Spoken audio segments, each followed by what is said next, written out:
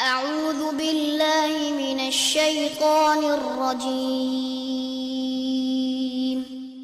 بسم الله الرحمن الرحيم السلام علیکم ورحمۃ اللہ وبرکاتہ۔ ان الحمد للہ نحمده ونستعینه ونستغفره ونعوذ باللہ من شرور انفسنا ومن سیئات اعمالنا من يهده الله فلا مضل له ومن يضلل فلا هادي له واشهد ان لا اله الا الله وحده لا شريك له واشهد ان محمدا عبده ورسوله يا أيها الذين آمنوا اتقوا الله حق تقاته ولا تموتن إلا وأنتم مسلمون يا أيها الناس اتقوا ربكم الذي خلقكم من نفس واحدة وخلق منها زوجها وبث منهما رجالا كثيرا ونساء واتقوا الله الذي تساءلون به والأرحام إن الله كان عليكم رقيبا يا أيها الذين آمنوا اتقوا الله وقولوا قولا سديدا يصلح لكم أعمالكم ويغفر لكم ذنوبكم ومن يطع الله ورسوله فقد فاز فوزا عظيما أما بعد فإن خير الحديث كتاب الله وخير الهدي هدي محمد صلى الله عليه وسلم وشر الأمور محدثاتها وكل محدثة بدعة وكل بدعة ضلالة وكل ضلالة في النار۔ شرح السنہ امام بربہاری رحمہ اللہ اپنی اس عظیم الشان کتاب میں مختلف مسائل اور مختلف عقائد بیان کرتے ہوئے ارشاد فرماتے ہیں۔ مسئلہ نمبر 136 میں 136 میں وَإِذَا رَأَيْتَ الرَّجُلَ يَتَعَاهَدُ الْفَرَائِضَ فِي جَمَاعَةٍ مع السلطان وغیرہ فاعلم انہ صاحب سنت انشاء اللہ۔ اور جب آپ کسی آدمی کو دیکھیں کہ وہ فرائض پابندی کے ساتھ ادا کرتا ہے، فی جماعت جماعت کے ساتھ، یعنی کہ فرض نمازیں ظہر عصر مغرب عشاء فجر یہ پابندی کے ساتھ ادا کرتا ہے، اور گھر میں نہیں بلکہ جماعت کے ساتھ، اور جماعت بھی کون سی؟ مع السلطان حکمران کے ساتھ، وغیرہ اور غیر حکمران کے ساتھ، فاعلم تو آپ جان لیں انہ صاحب سنت کہ یہ سنت پہ چلنے والا ہے، یہ درست عقیدے کا حامل ہے، انشاءاللہ اگر اللہ نے چاہا تو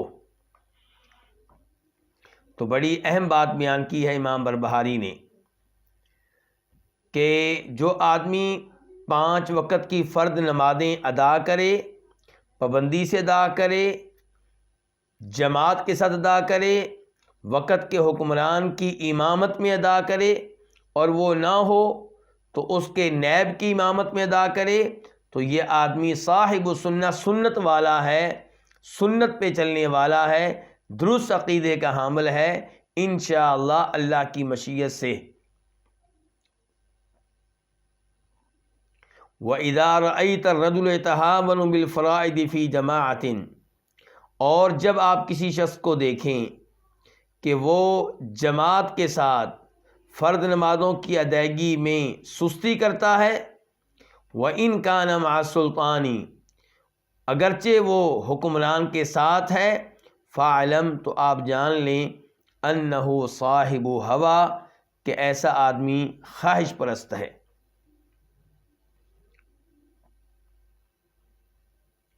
تو جو لوگ جماعت کے ساتھ فرض نمازیں ادا نہیں کرتے، ان کے پیچھے یا تو مخصوص نظریات اور عقائد ہوں گے۔ مثال کے طور پہ وہ وقت کے حکمران کو کبیرہ گناہوں کی وجہ سے کافر سمجھتے ہوں گے، اور سمجھتے ہوں گے کہ اس کے پیچھے ہماری نماز نہیں ہوتی۔ تو یہ عقیدہ کن کا ہے؟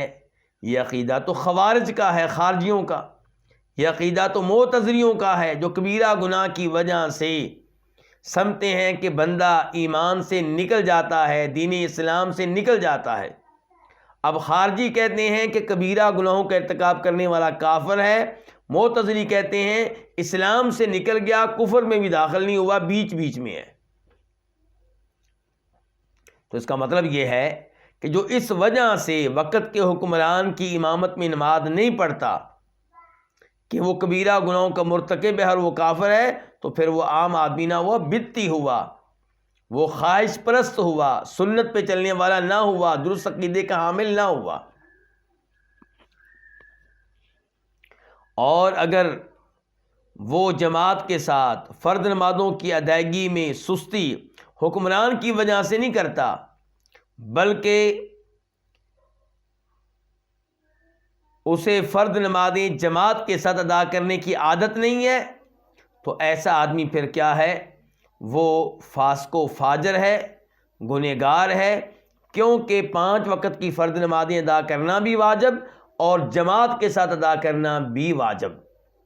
اگر کوئی فرض نمازیں بالکل ادا نہیں کرتا، فاسق و فاجر ہے۔ اگر کوئی ادا کرتا ہے لیکن گھر میں ادا کرتا ہے، عذر اس کے پاس کوئی نہیں ہے، شرعی عذر اس کے پاس کوئی نہیں ہے، تو پھر ایسا آدمی کیا ہے؟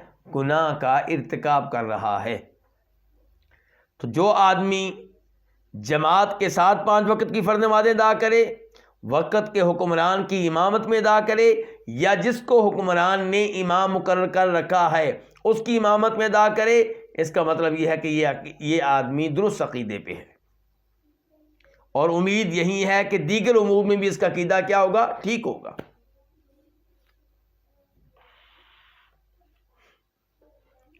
تو بہرحال جب وہ وقت کے حکمران کی امامت میں یا اس کے مقرر کردہ امام کی امامت میں نمازیں پڑھ رہا ہے اور جماعت کے ساتھ پڑھ رہا ہے، زیادہ امید کیا ہے کہ یہ درست عقیدے پہ ہے اور سب امور میں درست عقیدے پہ ہے، ورنہ کم از کم یہ پتہ چل گیا کہ یہ معتزلہ کے عقیدے پہ نہیں ہے، یہ خوارج میں سے نہیں ہے۔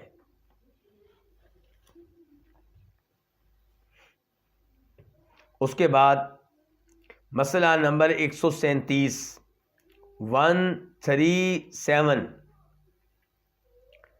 امام بربہاری فرماتے ہیں والحلال ما شہدت علیہ وحلفت علیہ انہ حلال، حلال وہ چیز ہے جس پہ آپ شہادت دیں اور جس پہ آپ قسم اٹھا سکیں کہ وہ حلال ہے۔ حلال چیزیں وہ ہوں گی جن کے حلال ہونے پہ آپ کو اتنا یقین ہے، جن کا حلال ہونا آپ کے لیے اتنا واضح ہے کہ آپ کہیں میں شہادت دیتا ہوں کہ یہ چیز حلال ہے، میں قسم دیتا ہوں کہ یہ چیز حلال ہے۔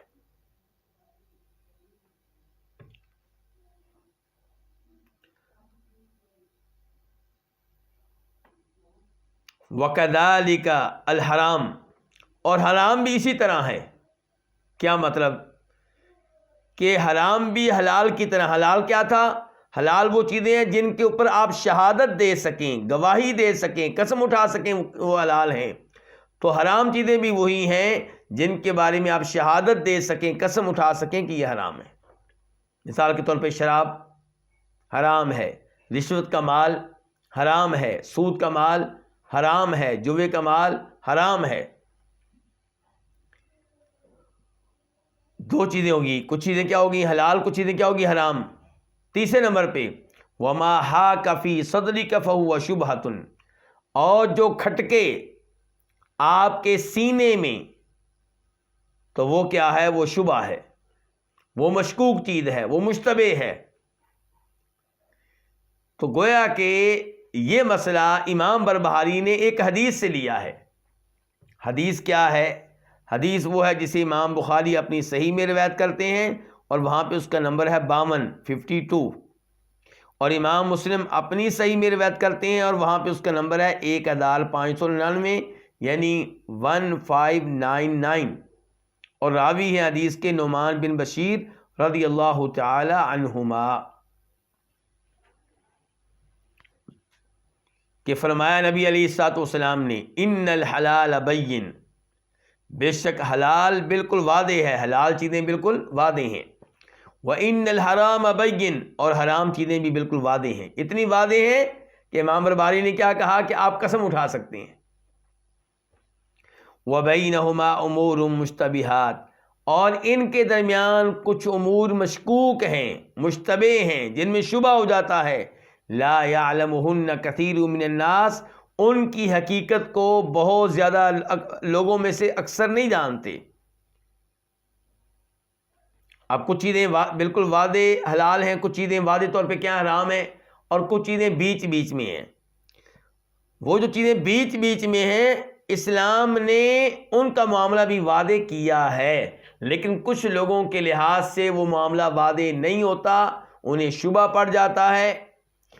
تو فرمایا فَمَنِ اتَّقَى الشُّبُهَاتِ، جو ایسی مشکوک چیزوں سے بچے، ان سے دور رہے، فَقَدِ اسْتَبْرَأَ لِدِينِهِ وَعِرْضِهِ، اس نے اپنے دین کو بھی بچا لیا، اس نے اپنی عزت کو بھی بچا لیا۔ اس کا دین بھی خطرے میں نہیں ہوگا، اس کی عزت بھی خطرے میں نہیں ہوگی، کیونکہ مشکوک چیز اگر اس میں واقع ہوگا تو جو لوگ مشکوک چیز کو حرام جانتے ہیں وہ کہیں گے دیکھو یہ کیسا انسان ہے، یہ حرام چیز کا ارتکاب کر رہا ہے۔ تو اس لیے جو چیزیں مشکوک ہیں، جن کا معاملہ واضح نہیں ہے، جن پہ آپ قسم نہیں اٹھا سکتے کہ یہ حلال ہیں، ان سے آپ کیا رہیں؟ دور رہیں۔ ومن وقع فی الشبہات، اور جو شبہات میں واقع ہوگا، وقع فی الحرام، اس کے بارے میں کیا خطرہ ہے کہ وہ حرام چیزوں میں کیا ہو جائے گا؟ واقع ہو جائے گا۔ اگر آپ مشکوک چیزوں کے معاملے میں احتیاط نہیں کرتے اور ان میں واقع ہو جاتے ہیں، انہیں آپ لے لیتے ہیں، انہیں آپ سر انجام دیتے ہیں، ان کا آپ ارتکاب کرتے ہیں، تو خطرہ یہ ہے کہ آپ حرام میں بھی واقع ہو جائیں گے، کیونکہ آپ میں جرأت پیدا ہو گئی ہے، جسارت پیدا ہو گئی ہے، ڈر ختم ہو گیا ہے۔ اس کے بعد فرماتے ہیں نبی علیہ الصلوۃ والسلام، اس آدمی کی مثال جو مشکوک چیزوں میں پڑ جاتا ہے، مشکوک چیزوں کو سر انجام دینا شروع کر دیتا ہے، مشکوک چیزوں کا ارتکاب کرتا ہے، اس کی مثال اس آدمی کی طرح ہے جو بادشاہ کی چراگاہ کے ارد گرد اپنی بکریاں چراتا ہے۔ یعنی کہ ایک چراگاہ ہے اور اسے خاص کر دیا گیا کس کے لیے؟ بادشاہ کے جانوروں کے لیے، اس کی گائیوں کے لیے، اس کی بھینسوں کے لیے، اس کی اونٹنیوں کے لیے، اس کی بکریوں کے لیے۔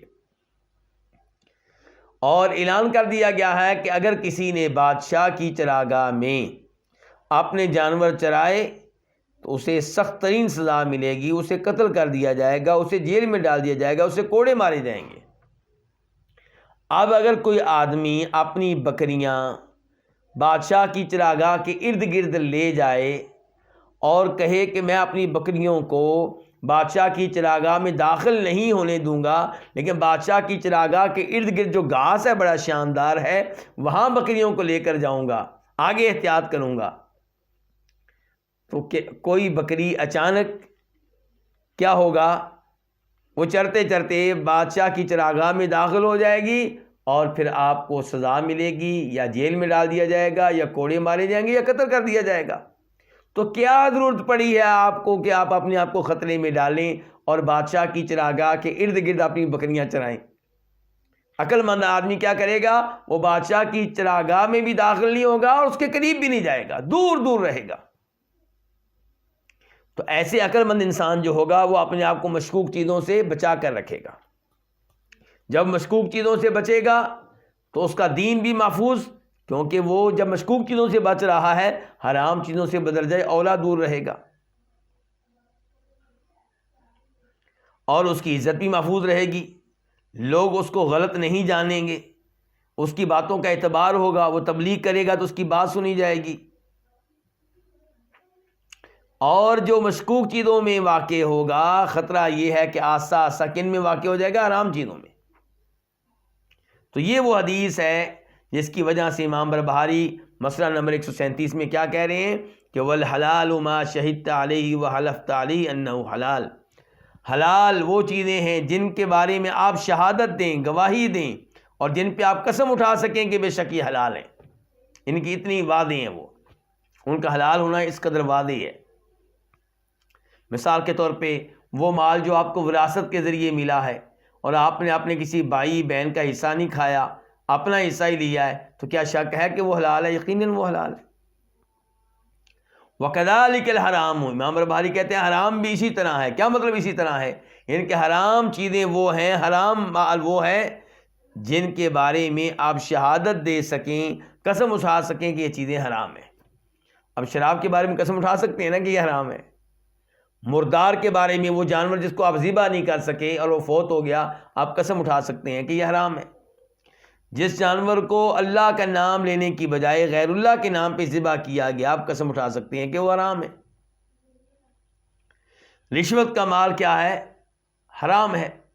وما حاک فی صدری کا، اور جو آپ کے سینے میں کھٹکے، یعنی کہ جو کام آپ کرنے لگیں تو آپ کا دل مطمئن نہ ہو، آپ کے دل میں اضطراب ہو، آپ پریشان ہوں، ٹینشن لے رہے ہو کہ کام کروں کہ نہ کروں، کہیں حرام نہ ہو، تو جو کھٹکے آپ کے سینے میں فہو شبہۃ، وہ چیز کیا ہے؟ مشکوک ہے، مشتبہ ہے، یعنی کہ اس سے آپ دور رہیں۔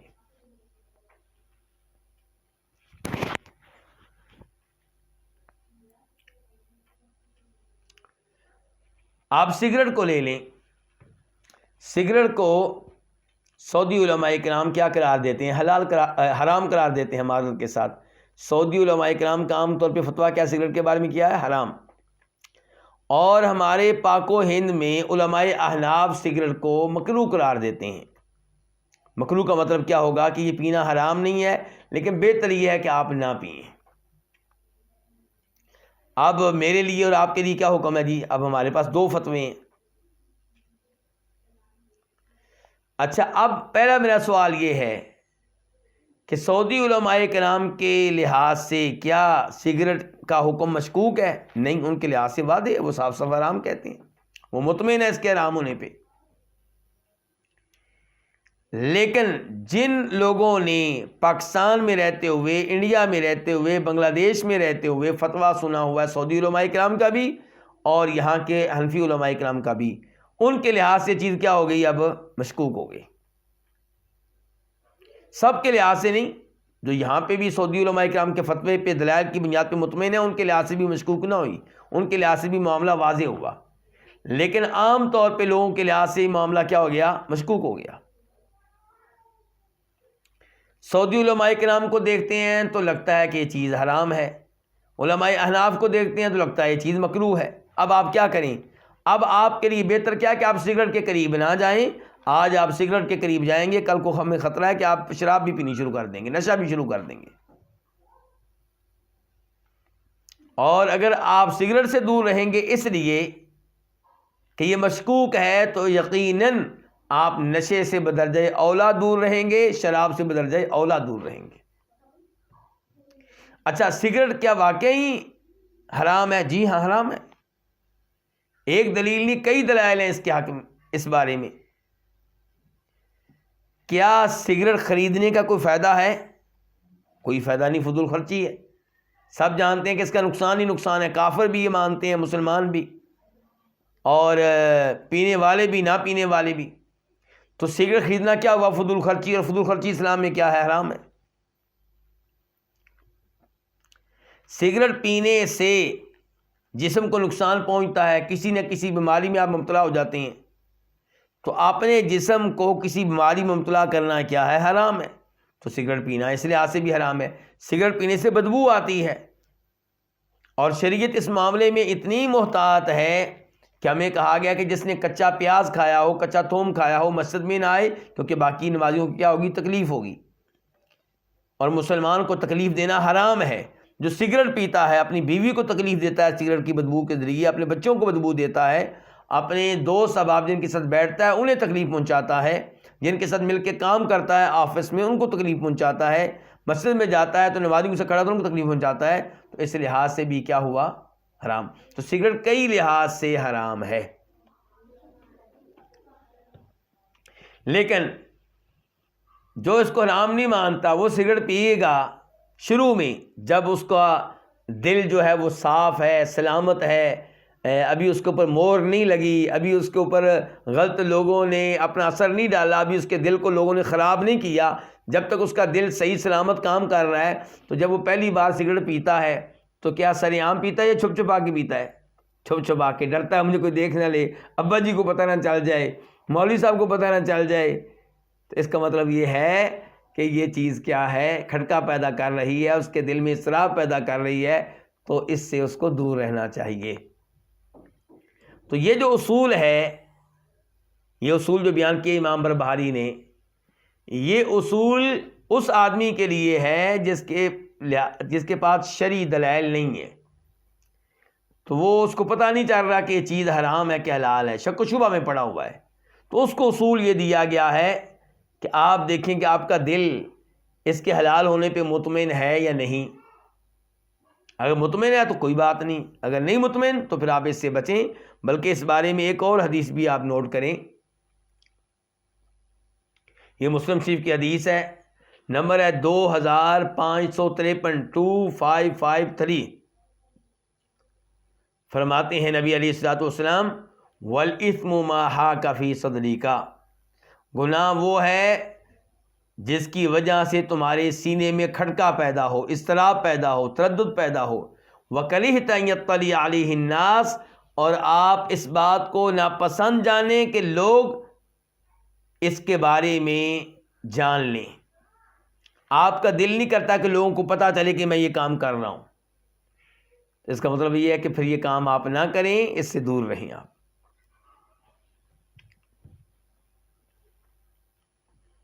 میں یہاں پہ سوال کرنا چاہوں گا کہ بتائیے گا گفتگو میری صاف صاف آ رہی ہے یا نیٹ رک رہا ہے، آواز کٹ رہی ہے؟ مجھے بتائیں گے ذرا، کوئی بھائی لکھ کر بتا دے، کیونکہ مجھے پتا چلا کہ کل صورتحال بہتر نہیں تھی گزشتہ روز۔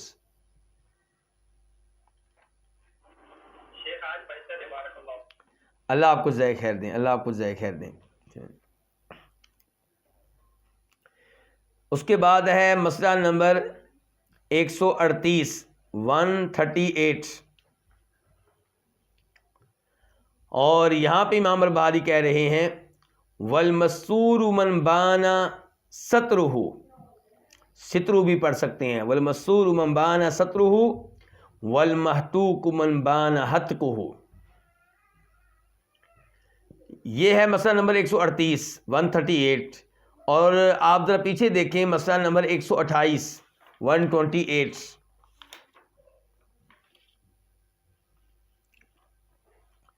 وہاں ہم نے کیا پڑھا تھا؟ والمستور من المسلمین من لم تظہر لہ ریبہ، کہ مستور مسلمان وہ ہے جس کے بارے میں کوئی مشکوک چیز سامنے نہ آئے، تو یہ مسلمان مستور ہے، مخفی ہے، پوشیدہ قسم کا مسلمان ہے، پردے اس کے اوپر پڑے ہوئے ہیں، اس کے عیب ظاہر نہیں ہوئے۔ تو اب جب یہ مستور ہے تو آپ اس کے پیچھے نماز پڑھ سکتے ہیں، آپ اس کے بارے میں بدگمانی نہ رکھیں، اچھا گمان رکھیں۔ تو اب اسی بارے میں مزید کہہ رہے ہیں یہاں پہ، اب مسئلہ نمبر 138 میں 138 میں امام بربہاری کہ والمستور من بان سترہ، مخفی مسلمان وہ ہے، مستور مسلمان وہ ہے، چھپا ہوا مسلمان وہ ہے جس کے اوپر پردے پڑے ہوئے ہیں، جس کے عیب ظاہر نہیں ہے، یہ مسلمان وہ ہے من بان سترہ، جس پہ پڑا ہوا پردہ واضح ہو، ان کے واضح طور پہ اس پہ پردہ پڑا ہوا ہے، اس کا کوئی عیب سامنے نہیں آیا، اس کا بدتی ہونا معلوم نہیں ہو سکا، اس کے بدتی ہونے کی کوئی اطلاع نہیں ہے، اس کے فاسق و فاجر ہونے کی کوئی اطلاع نہیں ہے، تو ایسے آدمی کے پیچھے آپ نماز پڑھیں اور اس کے بارے میں آپ حسن ظن رکھیں۔ والمحتوق من بان ہتکہ، محتوق کون ہے؟ محتوق یعنی کہ رسوا آدمی، بدنام آدمی، اور جس کا پردہ فاش ہو چکا، جس کا پردہ چاک ہو چکا، جس سے پردہ اٹھ چکا، جو ننگا ہو چکا، یہ کون ہوگا؟ والمحتوق من بان ہتکہ، محتوق وہ شخص ہے جس پہ پڑا ہوا پردہ اتر جائے اور اس لحاظ سے اس کا معاملہ واضح ہو جائے۔ مثال کے طور پہ وہ آدمی جو سر عام شراب پیتا ہے، یا وہ آدمی جو اپنی داڑھی مونڈتا ہے۔ اب جو داڑھی مونڈتا ہے کیا وہ چھپا رہے گا؟ بالکل چھپا نہیں رہے گا، اور داڑھی مونڈنا کیا ہے؟ حرام ہے، غلط ہے، گناہ ہے۔ یا جو اپنی شلوار چادر ٹخنوں سے نیچے لٹکا کر رکھتا ہے، یا جو واضح طور پہ سود لیتا ہے اور اس نے اپنے معاملے کو چھپایا نہیں ہے، تو اب اس کا معاملہ تو واضح ہو گیا۔ ایسی جو بدعات کا ارتکاب کرتا ہے، سریعام کرتا ہے، اس کا معاملہ بھی واضح ہو گیا۔ تو ان کے اوپر پھر وہی حکم لگے گا جس کا تقاضا اس کی حرکت کر رہی ہے، اس کے اعمال کر رہے ہیں۔ اور مستور جو ہے، جس کا معاملہ چھپا ہوا ہے، جس سے بدعات ظاہر نہیں ہوئی، جس سے کبیرہ گناہوں کا ظہور نہیں ہوا، تو اس کے ساتھ آپ اس نے ظن بھی رکھیں گے، اس کے پیچھے آپ نمازیں بھی پڑھیں گے، اور اس کے بارے میں آپ برا گمان نہیں رکھیں گے۔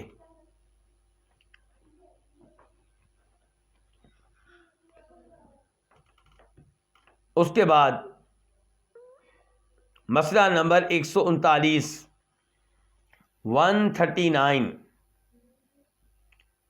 یہاں پہ امام بربہاری بتانے لگے ہیں بدعتیوں کی ایک نشانی اور علامت کے بارے میں۔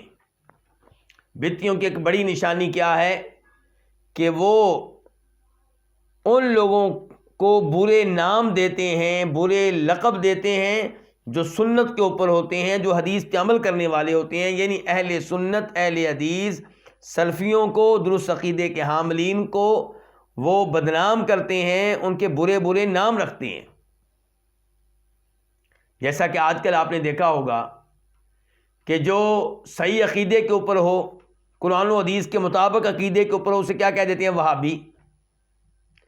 اب جو آپ کو اس وجہ سے وہابی کہے کہ آپ درست عقیدے کے اوپر ہیں، آپ توحید بیان کرتے ہیں، شرک سے روکتے ہیں، بدعات سے روکتے ہیں، اندھی تقلید سے روکتے ہیں، تو جو آپ کو وہابی کہے تو پھر وہ کیا ہوگا؟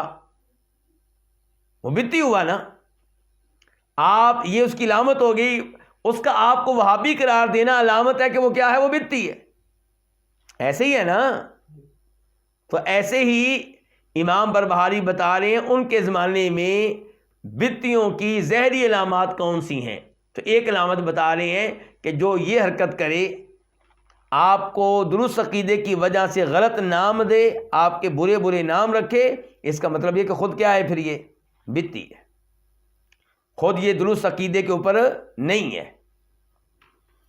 چنانچہ کہتے ہیں امام بربہاری، وَإِذَا سَمِعْتَ الرَّجُلَ، جب آپ کسی آدمی کو سنیں، یقول، وہ کہتا ہے کہ فلان مشبہ، فلاں آدمی تشبیہ دینے والا ہے۔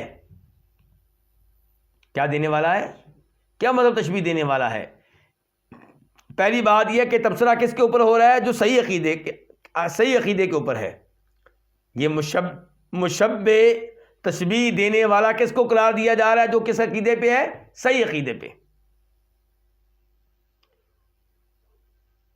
کیا مطلب؟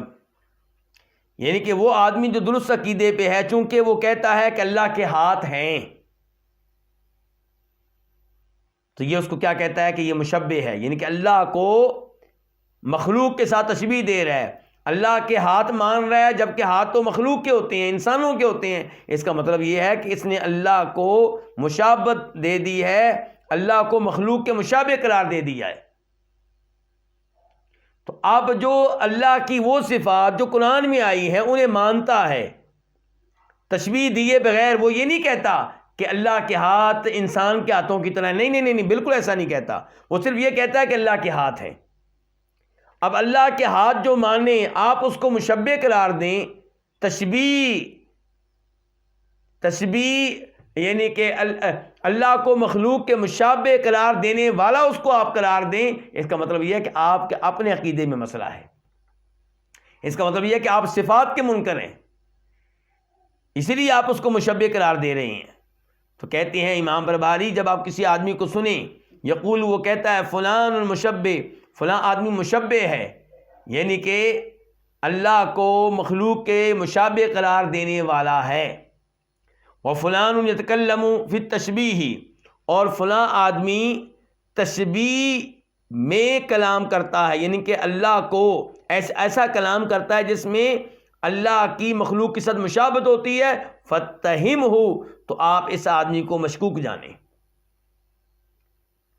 جو کسی اہل حدیث، اہل سنت، اہل توحید کو اللہ کی صفات کا اثبات کرنے کی وجہ سے کیا قرار دے؟ مشبہ قرار دے. یہ کہے کہ جناب یہ اللہ کو اللہ کی مخلوق کے مشابہ قرار دیتا ہے. جو آدمی ایسا فتویٰ لگائے، مشبہ کا لقب دے، تو خود وہ مشکوک ہے. فتہم ہو، آپ اس کو مشکوک جانیں. وعلم، اور جان لیں، انہ جہمی، کہ وہ کیا ہے؟ وہ جہمی ہے. اور جہمی کون ہوتے ہیں؟ جو اللہ کی صفات کا انکار کرتے ہیں. جہمی وہ ہوتے ہیں جو اللہ کی صفات کا انکار کرتے ہیں. تو جب کوئی اللہ کی صفات کا اثبات کرے، کہے اللہ تعالیٰ کے ہاتھ ہیں، اللہ تعالیٰ کی آنکھیں ہیں، اللہ تعالیٰ کے قدم ہیں، پاؤں ہیں، اور اللہ تعالیٰ کا چہرہ ہے، اور اللہ تعالیٰ کے ہاتھ ہیں، اللہ تعالیٰ کے ہاتھوں کی انگلیاں ہیں، اور یہ وہ ساری چیزیں ہیں جو قرآن و حدیث سے ثابت ہیں. ہم اپنی طرف سے نہیں کہہ رہے. یہ اللہ نے بتایا ہے کہ میرے ہاتھ ہیں، یہ اللہ کے رسول نے بتایا ہے کہ اللہ تعالیٰ کے ہاتھ ہیں. تو کیا اللہ تعالیٰ غلط بتا رہے تھے؟ یعنی کہ اللہ نے جو معلومات اپنے بارے میں دیں وہ غلط ہیں؟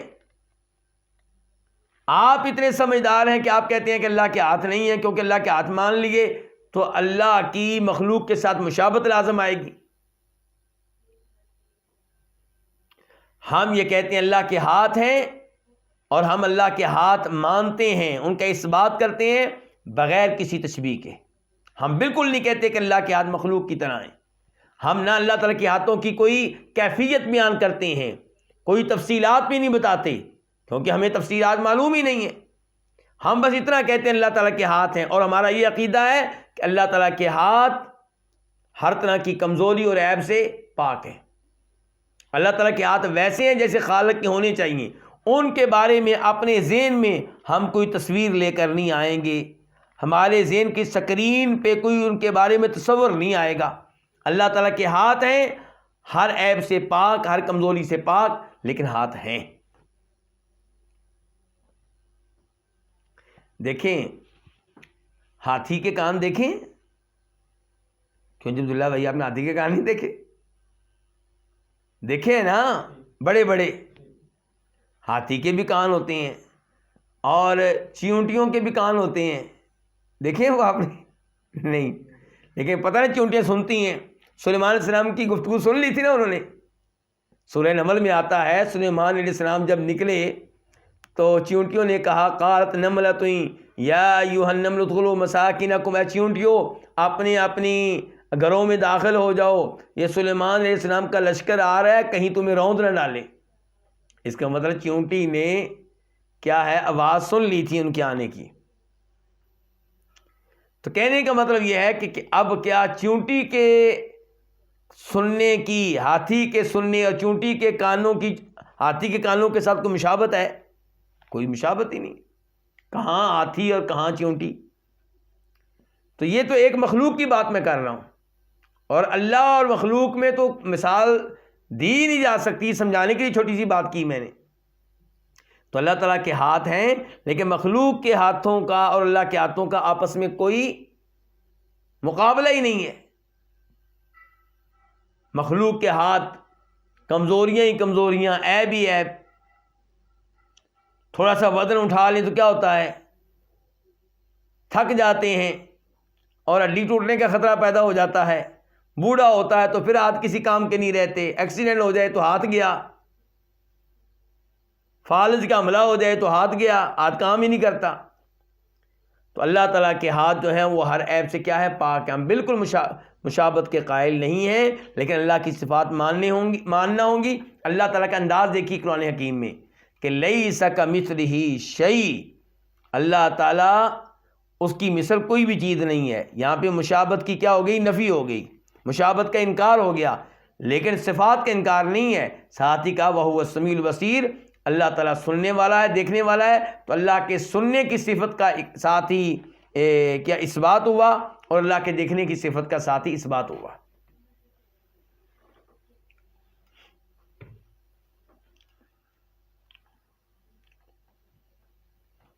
وَإِذَا سَمِعْتَ الرَّجُلَ يَقُولُ، اور جب کسی آدمی کو آپ سنیں کہ وہ کہہ رہا ہے فلان الناصبی، کہ فلاں آدمی ناصبی ہے، فَعْلَمْ، تو آپ جان لیں کہ وہ خود رافضی ہے۔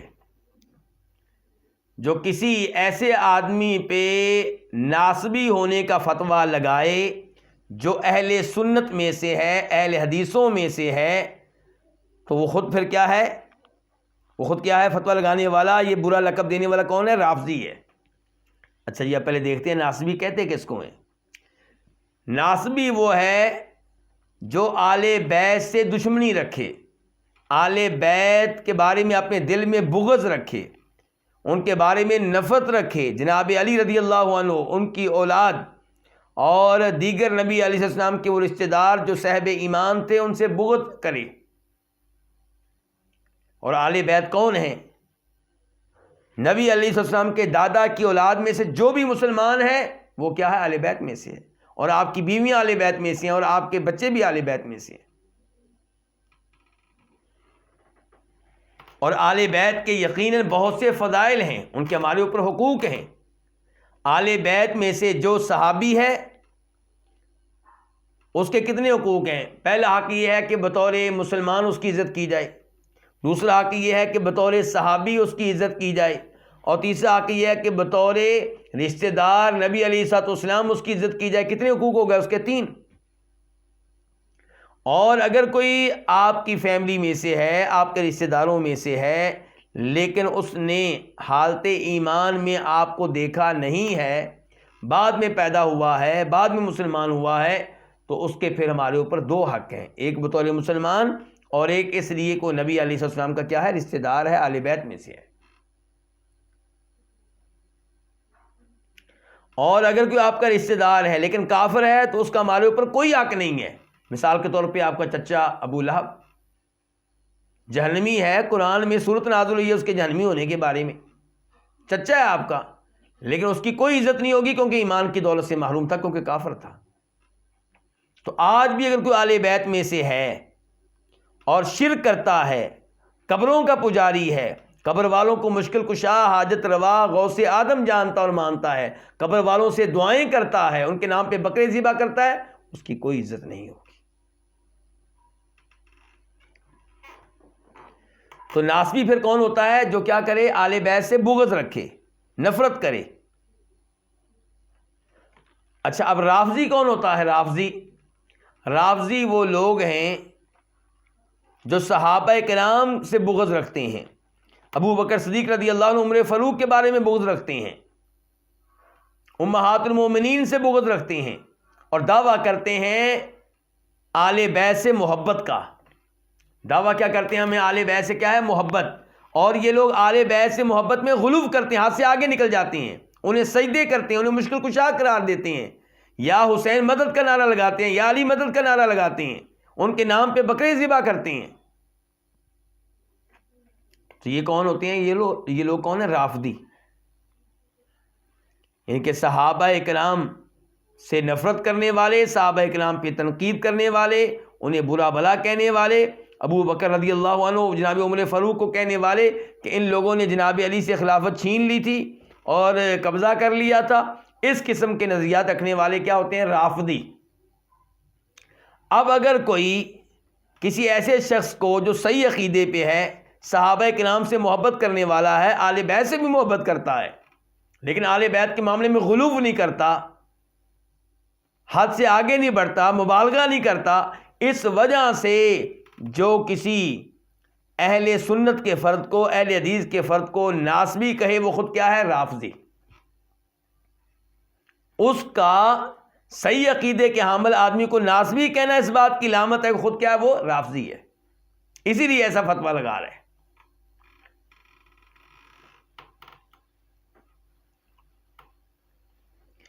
تو ہم کون ہیں؟ الحمدللہ ہم ناصبی نہیں ہیں،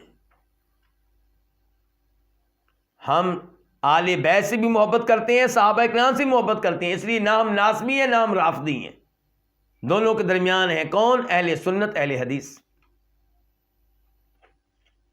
نہ صحابہ کرام کی محبت میں غلو کرتے ہیں اور نہ آل بیت کی محبت میں غلو کرتے ہیں، نہ صحابہ کرام میں سے کسی کو مشکل کشا حاجت روا قرار دیتے ہیں اور نہ آل بیت میں سے کسی کو مشکل کشا اور حاجت روا قرار دیتے ہیں، اور نہ ہی ہم یہ کہتے ہیں کہ جناب ابو بکر صدیق رضی اللہ عنہ جناب علی سے خلافت چھینی تھی، بلکہ ہم کہتے ہیں کہ جس ترتیب سے وہ خلیفہ بنے ہیں اسی ترتیب کے وہ حقدار تھے۔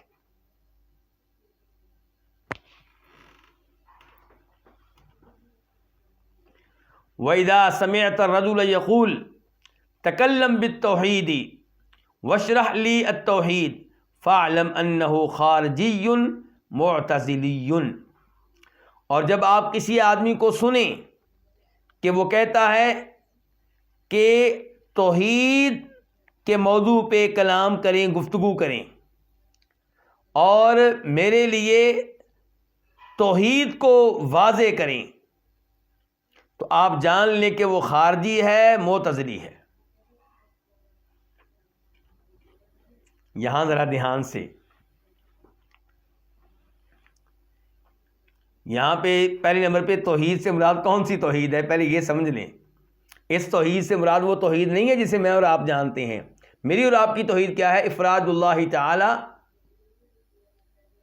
فی العبادہ، کہ عبادت کا حقدار ہونے میں اللہ تعالیٰ کو ایک جاننا۔ ہر عبادت کس کے لیے ہوگی؟ اللہ تعالیٰ کے لیے ہوگی۔ یہ ہے توحید جو آج کل مشہور و معروف ہے۔ لیکن ایک توحید تھی معتزلیوں کی توحید۔ کن کی؟ معتزلیوں کی توحید، معتزلہ کی توحید۔ وہ کیا توحید ہے؟ کہ اللہ کی صفات کا انکار کرنا۔ اللہ کی صفات کا کیا کرنا؟ انکار کرنا۔ یہ ان کے ہاں توحید تھی۔ وہ کہتے تھے اگر آپ اللہ کی صفات مانیں گے تو آپ شرک کر رہے ہیں۔ آپ اللہ کی صفات مانیں گے تو آپ کیا کر رہے ہیں؟ شرک۔ میں یہاں پہ آپ کو تھوڑی دیر کے لیے لے کر چلتا ہوں امام ابن تیمیہ رحمہ اللہ کی طرف، اور میرے پاس ان کی مشہور و معروف کتاب ہے مقدمہ فی اصول تفسیر۔ اس کتاب میں انہوں نے تفسیر کے کچھ اصول اور ضوابط اور قاعدے ذکر کیے ہیں۔ تو یہاں پہ وہ کہتے ہیں وَأُصُولُ الْمُعْتَزِلَةِ خَمْسَةٌ، معتزلیوں کے 5 اصول ہیں۔ کتنے اصول ہیں؟ 5۔ یسمونہا ہم، جن کے نام انہوں نے رکھے ہوئے ہیں۔ ہر اصول کا ایک نام رکھا ہوا ہے۔ پہلے اصول کا نام ہے توحید، دوسرے کے نام ہے عدل، تیسرے کے نام ہے منزلہ بین المنزلتین، چوتھے کے نام ہے انفاذ الوعید، پانچویں کے نام ہے الامر بالمعروف والنہی عن المنکر۔ اور اب ان کا ترجمہ سنیں۔ توحید وہ اللہ کو ایک قرار دینا، اور اس توحید سے ان کی مراد کیا ہے؟ اللہ کی صفات کا انکار کرنا۔ اچھا، دوسرے نمبر پہ کیا ہے؟ العدل، اللہ کے بارے میں عقیدہ رکھنا کہ اللہ عدل و انصاف کرنے والا ہے، اور اس عقیدے سے ان کی مراد کیا ہے؟ تقدیر کا انکار کرنا۔ نام بڑے پیارے ہیں لیکن یہ وہ عقائد ہیں جو کفر پہ مشتمل ہیں۔ اللہ کی تقدیر کا جو انکار کرے کیا وہ مسلمان ہوتا ہے؟ بالکل نہیں۔ ایمان کے 6 ارکان، 6 پلرز میں سے ایک پلر کیا ہے؟ تقدیر پہ ایمان لانا۔ آپ کا ایمان ہونا چاہیے کہ میرے ساتھ یا لوگوں کے ساتھ جو بھی ہو رہا ہے، خیر یا شر، سارے کا سارا اللہ کے ہاں پہلے سے لکھا ہوا ہے، اللہ کو پہلے سے معلوم ہے۔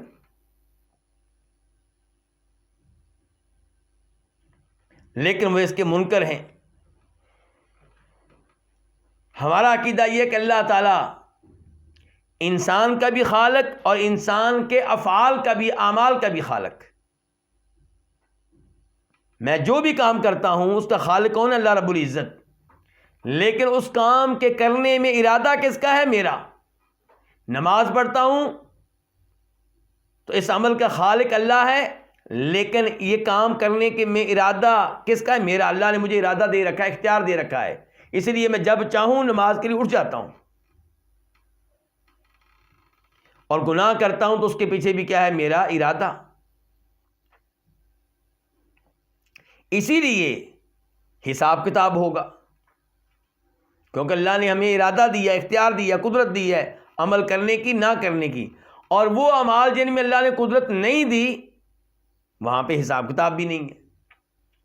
مثال کے طور پہ کسی کی داڑھی آئی نہیں تو کیا اس سے پوچھا جائے گا روزے قیامت تمہاری داڑھی کیوں نہیں آئی تھی؟ بالکل نہیں پوچھا جائے گا. لیکن داڑھی آئی ہے پھر مونڈتا ہے، اس کا حساب ہوگا. تو وہ کیا کہتے ہیں؟ وہ کہتے ہیں کہ انسان اپنے عمل کا خود خالق ہے. اور اگر کوئی کہے کہ انسان کے اعمال کا خالق اللہ تعالیٰ ہے، وہ کہتے ہیں کہ جناب یہ اللہ تعالیٰ کو ظالم کہہ رہا ہے، نعوذ باللہ. آگے چل کے مزید گفتگو ہوگی. تیسرا اصول کیا؟ المنزلۃ بین المنزلتین، معتزلہ کا، کہ منزلہ کس کو کہتے ہیں؟ مقام، دو مقاموں کے بیچ کا مقام. معتزلی کہتے ہیں کہ جب کوئی کبیرہ گناہ کا ارتکاب کرے تو مسلمان نہیں رہتا. چوری کرنے والا توبہ نہ کرے تو مسلمان نہیں ہے. زنا کرنے والا، بدکاری کرنے والا توبہ نہ کرے تو مسلمان نہیں ہے، اسلام سے نکل گیا. سود لینے والا اسلام سے نکل گیا تو کیا کافر ہو گیا؟ کہتے نہیں، کافر بھی نہیں ہوا. پھر کیا ہے وہ؟ کہتے ہیں دو مقاموں کے درمیان کا مقام ہے، اسلام اور کفر کے درمیان ہے وہ. یہ کون ہے؟ معتزلی. اور خارجی کیا کہتے ہیں؟ خوارج. وہ کہتے ہیں نہیں، پکا کافر ہو گیا. یہ کہتے ہیں اسلام سے نکل گیا، کفر میں ابھی داخل نہیں ہوا. تو یہ کیا؟ المنزلۃ بین المنزلتین، دو مقاموں کے بیچ کا مقام. اچھا، چوتھے نمبر پہ کیا ہے ان کا اصول؟ انفاذ الوعیدی، وعید کو نافذ کرنا. اس اصول کے تحت یہ انکار کرتے ہیں شفاعت کا.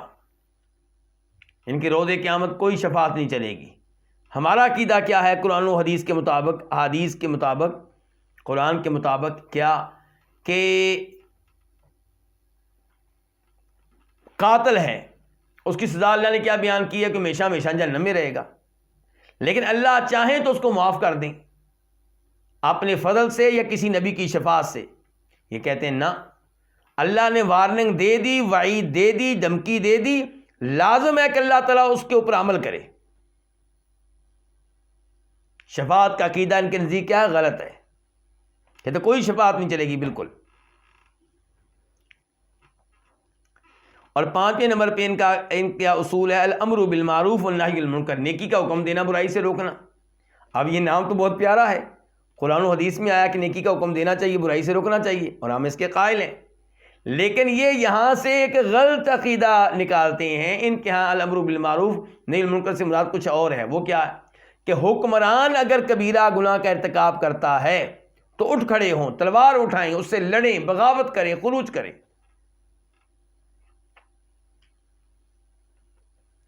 تو یہ کیا ہو گیا ہے؟ معتزلہ کے 5 اصول. تو امام ابن تیمیہ اپنی اس کتاب مقدمہ فی اصول تفسیر میں کہتے ہیں وَتَوْحِيدُهُمْ هُوَ تَوْحِيدُ الْجَهْمِيَّةِ الَّذِي مَضْمُونُهُ نَفْيُ الصِّفَاتِ. معتزلہ والی جو توحید ہے، یہ کون سی توحید ہے؟ یہ جہمیوں والی توحید ہے، جس توحید کا مطلب کیا ہوتا ہے؟ اللہ کی صفات کا انکار. اور جس توحید کا مطلب کیا ہوتا ہے کہ ان اللہ لا یرا، اللہ کو روز قیامت دیکھنا ممکن نہیں ہے. وَإِنَّ الْقُرْآنَ مخلوق، اس توحید کا مطلب یہ ہے کہ قرآن مخلوق ہے، اللہ کا کلام نہیں ہے، اللہ کی صفت نہیں ہے.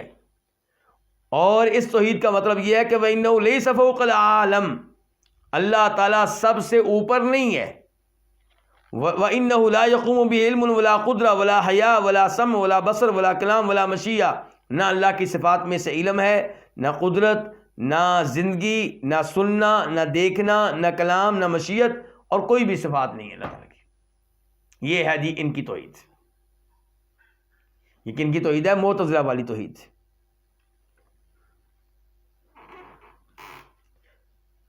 اچھا، ان کا عدل کیا ہے؟ امام ابن تیمیہ کہتے ہیں ان کا عدل کیا ہے؟ ان کا عدل یہ ہے کہ بندوں کے جو اعمال ہیں ان کا خالق اللہ نہیں ہے، نہ خیر کا، نہ شر کا، نہ نیکی کا، نہ گناہ کا. اور اللہ تعالی بندوں سے ان اعمال کا ارادہ کرتا ہے جو شریعت کے مطابق ہیں، اور جو گناہ ہو رہے ہیں وہ اللہ کی مشیت کے بغیر ہو رہے ہیں. یہ کہ زنا کرنے والا زنا کرتا ہے، اس کے پیچھے اللہ کی مشیت نہیں ہے۔ اب ہو سکتا ہے فوری طور پہ آپ کو یہ سوچ شاید اچھی لگے، جبکہ بہت غلط سوچ ہے۔ ایک تو آپ کہہ رہے ہیں گناہوں کا خالق کون ہے؟ بندہ خود۔ اس کا مطلب ہے کہ کائنات پوری کا خالق ایک نہیں ہے، اللہ کے علاوہ بھی کئی خالق ہیں۔ اس کا مطلب یہ ہے کہ نعوذ باللہ میں بھی خالق، آپ بھی خالق، ہر انسان خالق ہے۔ اور اللہ تعالیٰ کہتے ہیں قرآن حکیم میں واللہ خلقکم وما تعملون، اللہ تمہارا بھی خالق، تمہارے اعمال کا بھی خالق ہے۔ تو ہر چیز کا خالق کون ہے؟ اللہ تعالیٰ۔ اور جو گناہ ہوتے ہیں وہ اللہ کی مشیت کے بغیر نہیں ہوتے۔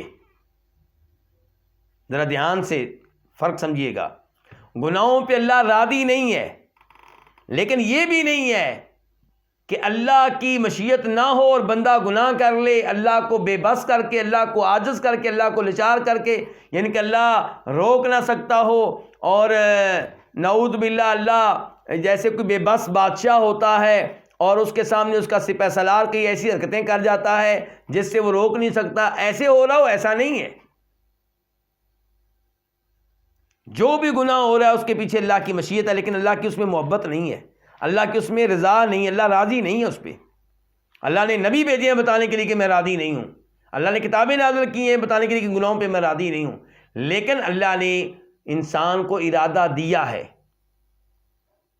کہ نیکی کرنی ہے نیکی کر لو، گناہ کرنا ہے گناہ کر لو۔ تو اگر انسان نیکی کرتا ہے اس کے پیچھے بھی اللہ کی مشیت ہے، اور گناہ کرتا ہے تو اس کے پیچھے بھی اللہ تعالیٰ کی کیا ہے؟ مشیت ہے۔ ایسا نہیں ہے کہ گناہ اللہ کو بے بس کر کے مغلوب کر کے کیا جا رہا ہو۔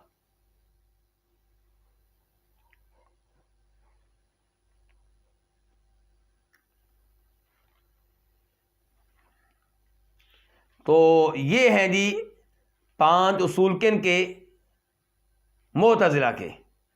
تو اب آپ نے دیکھ لیا ہوگا کہ توحید سے مراد کون سی توحید ہے جس کے بارے میں گفتگو کر رہے ہیں امام بربہاری۔ اور ویسے بھی پرانے زمانے میں توحید کا استعمال اسی معنی میں ہوتا رہا ہے۔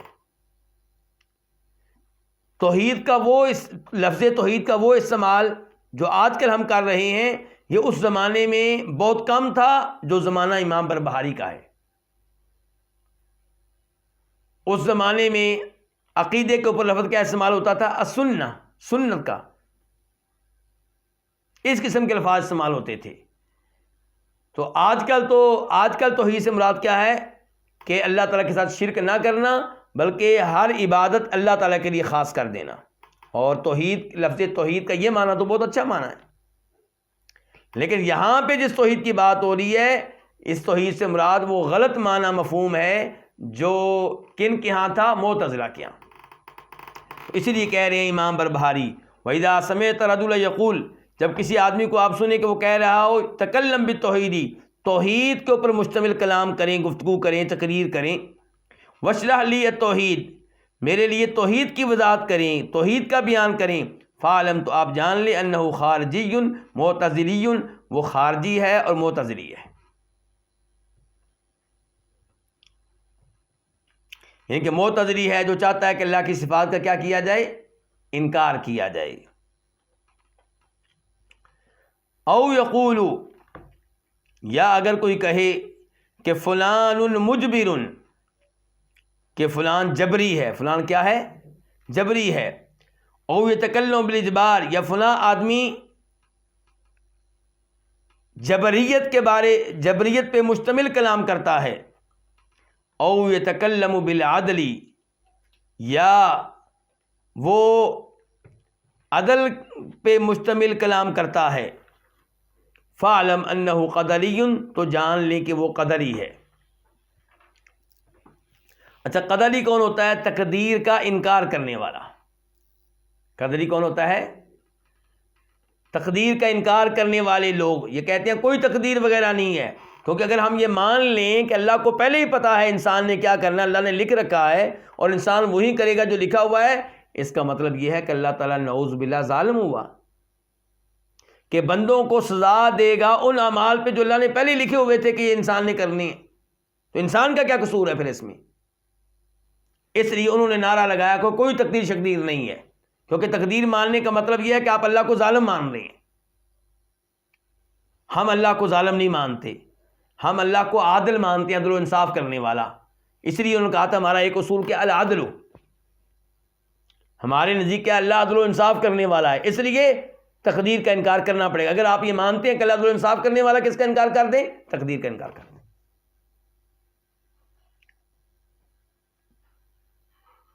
تو اب آج کل امام بربہاری کے زمانے کی بات کر رہا ہوں، جو تقدیر کا اس بات کرے، جو کہے نہیں تقدیر ہے ایمان لانا ہوگا، اس کو وہ کیا کہتے تھے؟ جبری.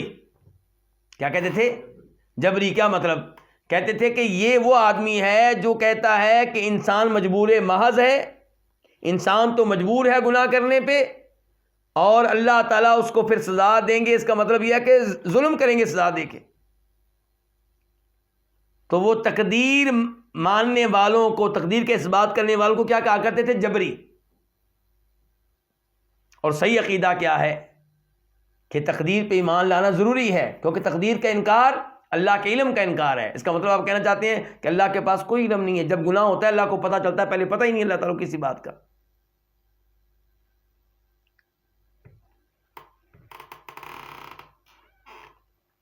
ہم کہتے ہیں کہ اللہ کو پتہ ہے ہر چیز کا، کیونکہ اللہ کا علم بڑا کامل ہے، لیکن اللہ تعالیٰ نے ہمیں ارادہ دیا ہے، اختیار دیا ہے، مشیت دی ہے گناہ کرنے کی اور نہ کرنے کی. اسی لیے اللہ تعالیٰ حساب کریں گے. اللہ نے تو نبی بھیجے ہیں، اللہ نے کتابیں نازل کی ہیں، اور اللہ کا حساب لینا عدل و انصاف پہ مبنی ہے، کوئی ظلم نہیں ہے بالکل.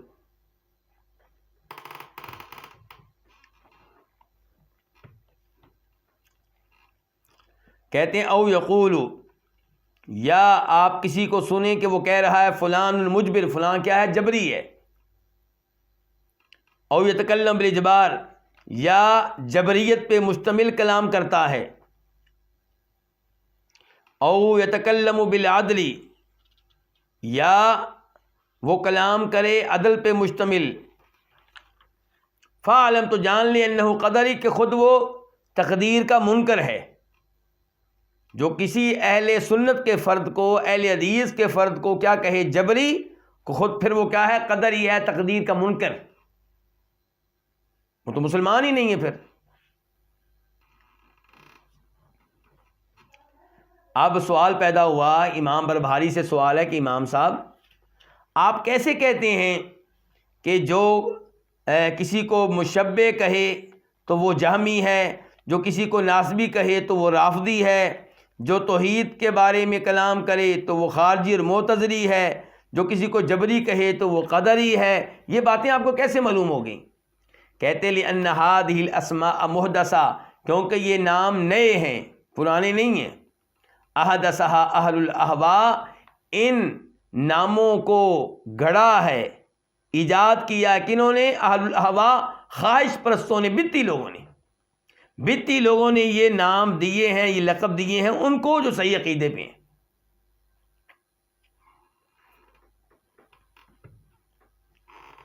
اس کے بعد کہتے ہیں امام بربہاری رحمہ اللہ،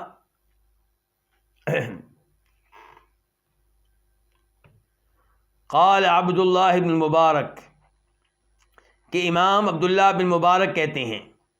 امام بربہاری قول نقل کرنے لگے ہیں کہ اس کا امام عبداللہ بن مبارک کا. اور امام عبداللہ بن مبارک کون ہیں؟ عبداللہ بن مبارک بن واضح الحنظلی التمیمی ابو عبد الرحمن المروزی.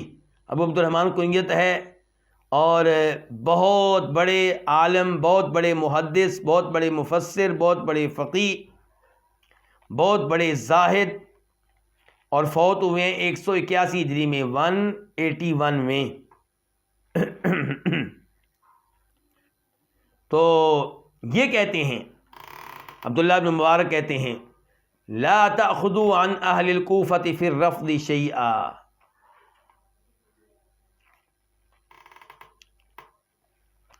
کہ تم اہل کوفہ سے نہ لو، اہل کوفہ سے نہ لو، پھر رفض شیئن، رفض کے موضوع پہ ان سے کچھ بھی نہ لو. کوفیوں سے رفض کے موضوع پہ کچھ نہ لو. رفض کس کو کہتے ہیں؟ پہلے بتا چکا ہوں.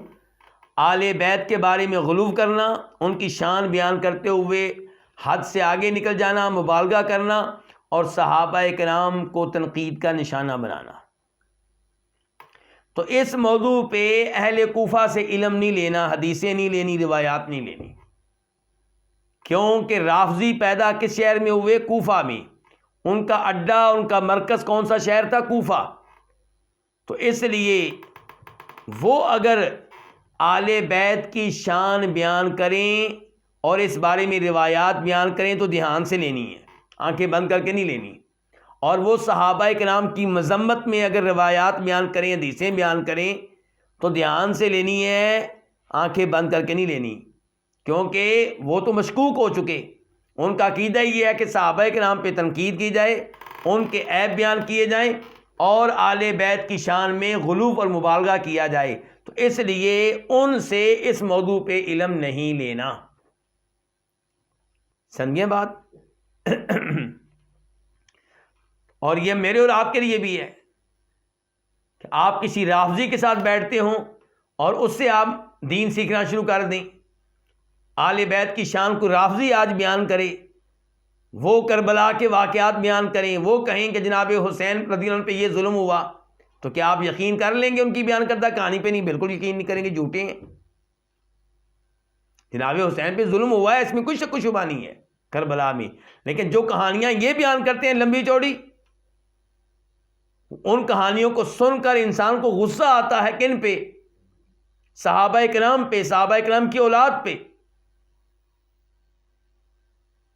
اور کربلا کی کہانی بڑھتی چلی جا رہی ہے، اتنے سالوں سے بڑھ بڑھ کے پتہ نہیں کتنی لمبی چوڑی کہانی، حالانکہ اس کے بارے میں مسند روایت، مسند باتیں، قابل اعتماد باتیں چند ایک ملتی ہیں بس، باقی تاریخ خاموش ہے۔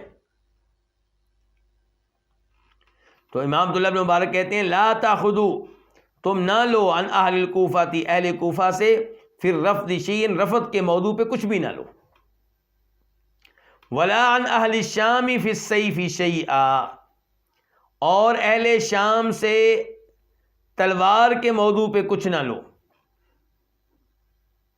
اس کا کیا مطلب ہے؟ اس کا مطلب یہ ہے کہ جو شامی لوگ تھے ان کے ہاں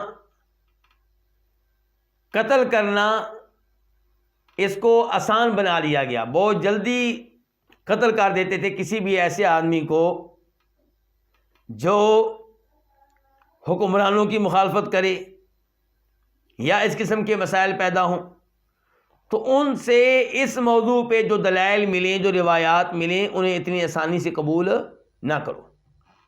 تو کہتے ہیں ولا عن اہل الشامی، اور نہ لو اہل شام سے، فی السیفی، تلوار کے موضوع پہ، شیئن، کچھ بھی، ولا عن اہل البصرۃ فی القدر شیئا، اور بصریوں سے تقدیر کے موضوع پہ کچھ نہ لو، کیونکہ تقدیر کے انکار کا فتنہ کہاں پیدا ہوا؟ بصرہ میں۔ تقدیر کے انکار کا فتنہ کہاں پیدا ہوا ہے؟ بصرہ میں۔ اس لیے تقدیر کے انکار کے بارے میں کوئی روایت جو بیان کی جا رہی ہو وہ بصریوں سے اتنی جلدی نہیں لینی، آنکھیں بند کر کے نہیں لینی۔ ولا عن اہل خراسان فی الارجاء شیئا، اور اہل خراسان سے ارجاء کے موضوع پہ کوئی چیز نہ لو۔ اچھا، اہل خراسان کون ہے؟ خراسان کا کچھ علاقہ آج ایران میں ہے، کچھ افغانستان میں ہے، یہ ایریا جو ہے۔ اچھا، ان سے ارجاء کے موضوع پہ کچھ، ارجاء کیا چیز ہے؟ ارجاء اسی سے لفظ ہوتا ہے مرجیہ، اور مرجیہ وہ لوگ ہیں جو ایمان میں عمل کو داخل نہیں کرتے۔ یعنی کہ ہم کون ہیں؟ اہل سنت، اہل حدیث۔ ہمارا ایمان کے بارے میں کیا عقیدہ ہے کہ ایمان کس کو کہتے ہیں؟ ایمان دل کی تصدیق، یعنی کہ دل میں آپ کا یقین ہو کس پہ؟ جس چیز پہ آپ ایمان لا رہے ہیں، اللہ پہ، اللہ کی ربوبیت پہ، اللہ کے معبود برحق ہونے پہ، نبیوں پہ، آسمانی کتابوں پہ، فرشتوں پہ، قرآن کریم پہ، احادیث پہ، تقدیر پہ، آخرت پہ۔ تو ایمان کس چیز کا نام ہے؟ دل کی تصدیق، دل کا یقین، زبان کا اقرار، زبان سے کہیں اشہد ان لا الہ الا اللہ واشہد ان محمد رسول اللہ، زبان سے کہنا ضروری ہے، اس کا اقرار کرنا۔ اور تیسرے نمبر پہ یہ کہ آپ اس کے مطابق عمل بھی بجا لائیں، عمل میں کوتاہی تو ہو سکتی ہے لیکن کچھ نہ کچھ تو عمل آپ کریں، کوئی نہ کوئی نماز تو آپ پڑھنے والے ہوں۔ تو 3 چیزیں ہوگی ایمان میں، کیا؟